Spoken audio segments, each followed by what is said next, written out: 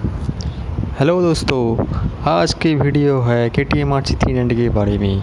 आज हम दिखाएंगे एक 2016 का मॉडल KTM RC 390। इसके बारे में आपको बताना चाहती हूँ। इस गाड़ी को मैंने ख़रीदा 2016 साल में।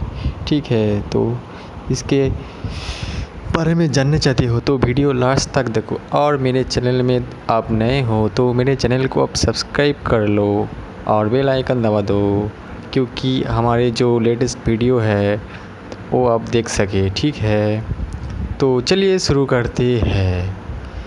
इसका मॉडल है KTM RC 390। इसका सीसी है 373 CC, single cylinder 4 stroke liquid cooling 30 Nm newton metre torque 44 bhp के साथ ये बना हुआ है। ये एक पावरफुल रेसिंग मशीन है।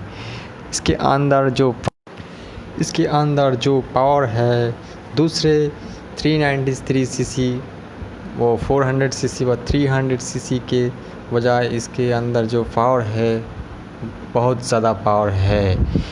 इस निंजा 300 से कंपेयर करो तो 390 बेस्ट है। बेस्ट बाइक 390, इसका पावर निंजा 300 से ज़्यादा है। निंजा 300 इसके साथ के रेस हुआ तो निंजा 300 इससे आगे नहीं जा पाए। ठीक है, अपाची RR 310 के साथ आप रेस करो तो अपाची RR 310 भी नहीं पड़ेगा इसके साथ रेस करके। इसके अंदर इतना पावर है।